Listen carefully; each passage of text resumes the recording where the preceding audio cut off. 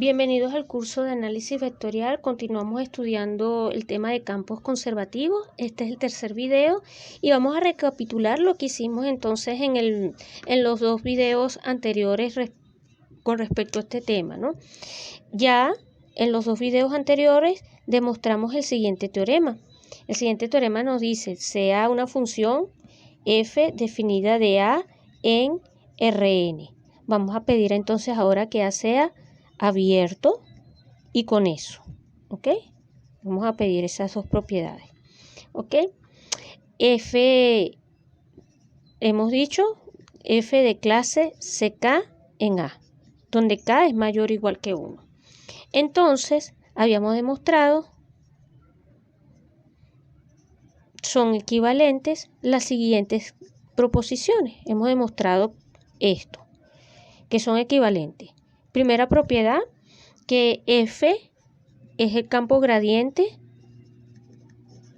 de F pequeña. O sea, F es el campo gradiente de una F, de una función, de una F definida de A en R de clase CK más 1. ¿Ok? Segunda propiedad, por acá la escribo aquí apretadita. La integral de línea depende solo de los extremos. En este caso lo vamos a denotar por lambda A y lambda B. Y tercera propiedad, la integral de línea es 0 si lambda es cerrada. Entonces, siempre estamos pidiendo acá, perdonen que desenfoqué la cosa, aquí está. El teorema que demostramos en los dos videos anteriores es que estas tres proposiciones son equivalentes, donde recuerden que lambda es una curva suave, regular y simple, ¿ok?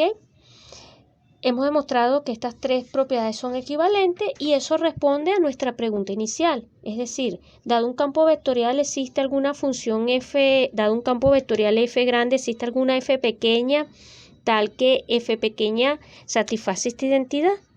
Eso es lo que estamos llamando campo gradiente, ¿no? Después, ¿cuándo la integral de línea depende solo de los extremos? Bueno, entonces lo que les estoy diciendo es que esas dos preguntas que parecían absolutamente disociadas o disímiles, pues en verdad son una misma pregunta o es un mismo problema desde el punto de vista matemático. Y este teorema lo que nos dice es que esas dos propiedades o estas tres proposiciones son la misma cosa, son equivalentes. Eso da pie a la siguiente definición, que es lo que se conoce como, permítanme escribirlo así, definición como campo conservativo. Si yo tengo una función f definida, vamos en principio a decir de A en Rn, ¿verdad? De clase CK de A, y existe una función definida otra vez de A, pero ahora en R, tal que gradiente de F es igual a F. Ojo, vamos a inclusive antes de decir antes de establecer la identidad, vamos a escribir aquí de clase CK más 1, ¿ok? Ahora sí, tal que gradiente de F es igual a F, diremos que F es conservativo. Que F es conservativo y además F pequeña es la función de potencial de F grande. ¿Ok? Esa es la definición que estamos presentando, motivados por el teorema que acabamos de demostrar y denunciar y demostrar. Entonces, todo campo vectorial para el cual existe una función escalar que satisfaga esta identidad, y esto, repito, esto va a ser en realidad al final de la historia, esto va a ser localmente, diremos entonces que el campo f es conservativo y que la función pequeña f, la función f pequeña se llama función de potencial, es la función de potencial del campo. Esto es útil tanto en el estudio de ecuaciones diferenciales como para los físicos, porque lo que pasa es que conociendo la función, muchas veces es más fácil calcular y trabajar con la f pequeña que tener esta función vectorial un poco más grande, y uno puede deducir muchas propiedades del campo a partir de las propiedades de la función f pequeña, o sea, a partir del campo escalar. Bueno, como corolario de ese teorema también me gustaría comentarles lo siguiente, que también suele ser bastante útil a manera de cálculo. Corolario. ¿Ok? Bueno, el corolario es lo siguiente, ¿no? Sea f pequeña, definida en un conjunto A contenido en Rn, en R, de clase C1.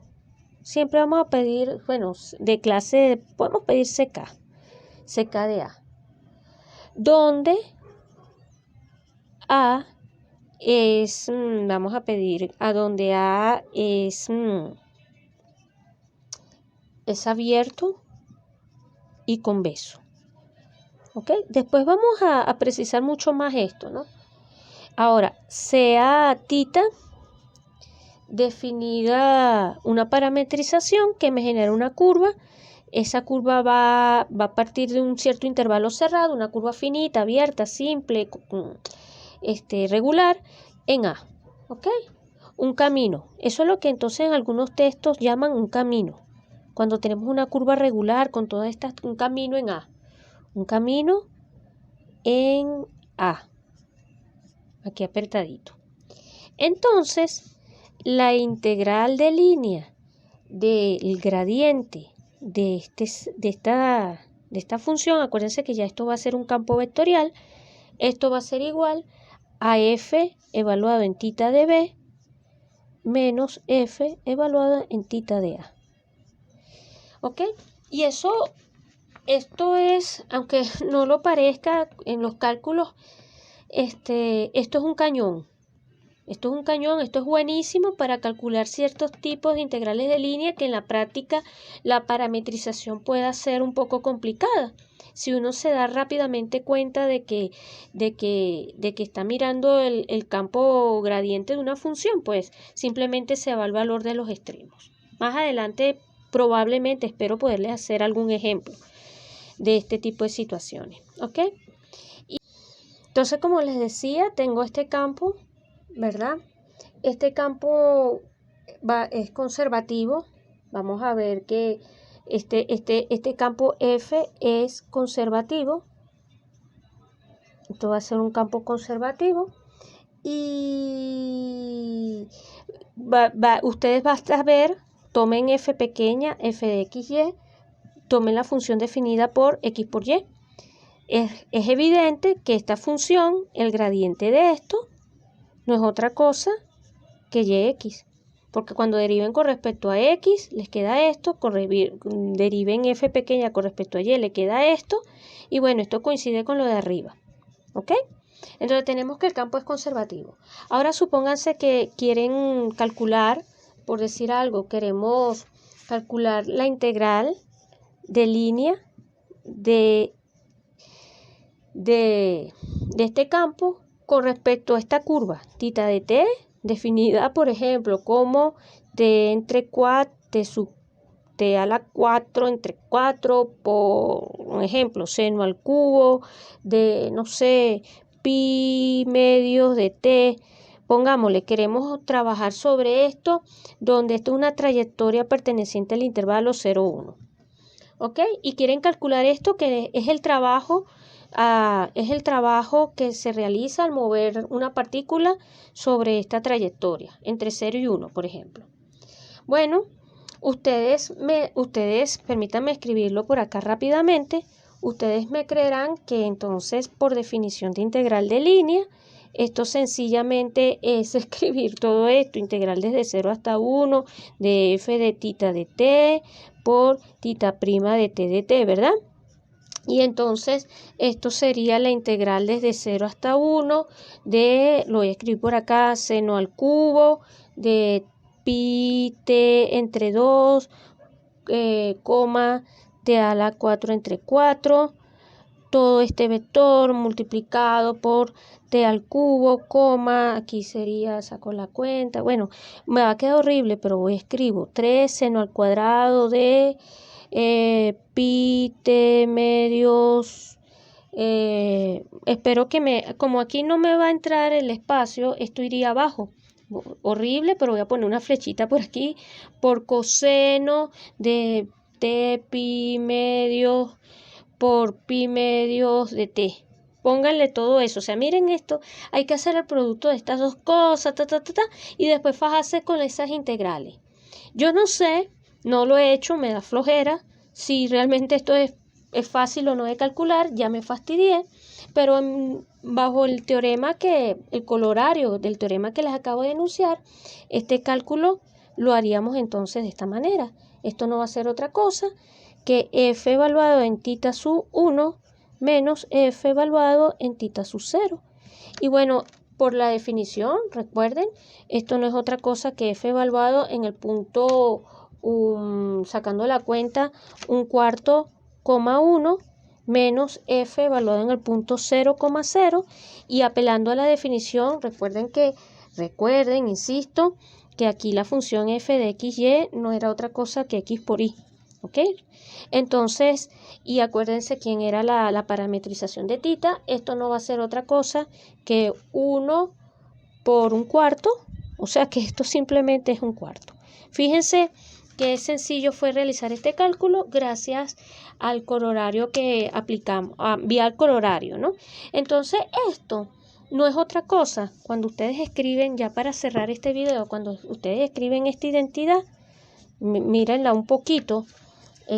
Cuando ustedes escriben esto y lo expresan como f de tita sub b menos f de tita sub a, lo que nosotros hemos encontrado aquí no es otra cosa que una versión o una generalización para funciones, para campos escalares, o sea, para funciones f definidas de a contenido en Rn en R, del teorema fundamental del cálculo. O sea, esto es una versión del teorema fundamental del cálculo de Leibniz para funciones, para campos escalares, una generalización. Claro, ciertas condiciones sobre la curva, sobre el campo, o sea, en este caso estamos pidiendo entonces que f pequeña sea una función de potencial para poder obtener esto y necesitamos también propiedades topológicas sobre el dominio de la función, aparte de cierta regularidad sobre la curva que sobre la cual estamos integrando.